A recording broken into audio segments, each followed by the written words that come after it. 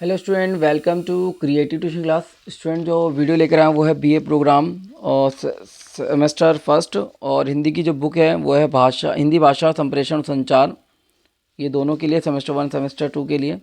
और इसमें चैप्टर जो बुक में दे रखा है, थर्ड चैप्टर लेखन विधि के विविध रूप। तो इसमें अनुच्छेद लेखन, संवाद लेखन, डायरी लेखन और ब्लॉग लेखन, जिसमें से आपको एक तरीके से अनुच्छेद में एक तरीके से आपको बताऊँगा अनुच्छेद लेखन।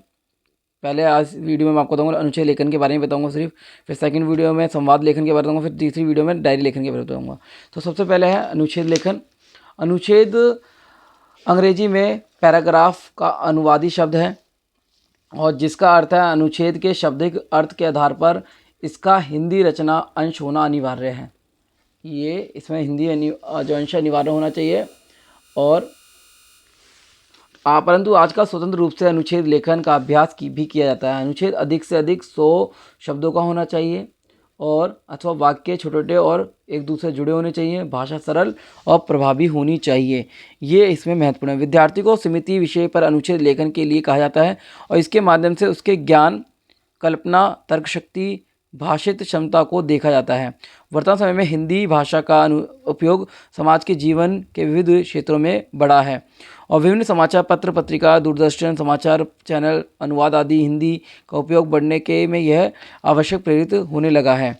तो ये आप इसमें बना के लिख सकते हैं कि लेखन विधि का जो है, अनुच्छेद लेखन विधि में जो अनुच्छेद का जो प्रयोग है वह विद्यालय में एक तरीके ज़्यादा तरीके से किया जाता है।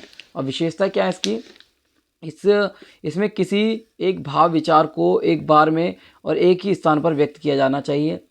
अनुच्छेद के वाक्य समूह में उद्देश्य की एकता रहती है। इसमें सभी वाक्य एक दूसरे से गठित होते हैं। अनुच्छेद एक दूसरे से स्वतंत्र और पूर्ण रचना है। उच्च कोटि के अनुच्छेद लेखन में विचारों को क्रम में रखा जाता है। ये तो इसकी विशेषता है। यदि आपको विशेषता और भी पता है तो आप वो भी लिख सकते हैं।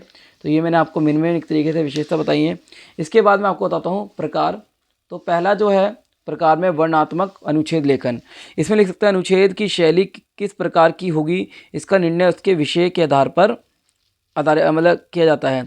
और कुछ विषय ऐसे होते हैं जिन्हें दिए गए विषय का वर्णन किया जाता है। मतलब कुछ विषय दिए जाते हैं, उनका वर्णन किया जाता है। पुस्तकालय के दिया गया तो उसके ऊपर वर्णन करना उसका।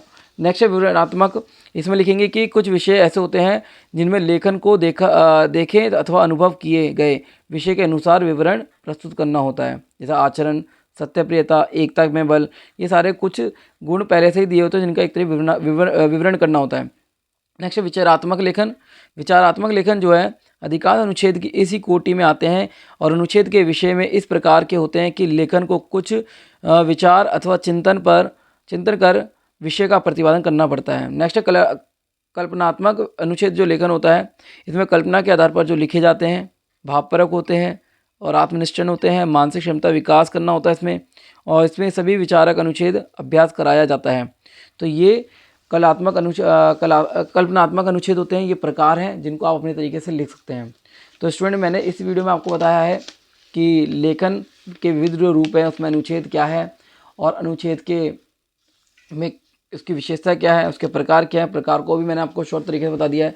तो ये चैप्टर था एक तरीके से लेखन विधि के रूप, विविध रूप और अनुच्छेद होता क्या है, क्वेश्चन आ सकता है अनुच्छेद के ऊपर। तो ये मैंने एक तरीके शॉर्ट तरीके से बताया है। तो उम्मीद करता हूँ वीडियो अच्छी लगी, इसको लाइक और शेयर करें। धन्यवाद।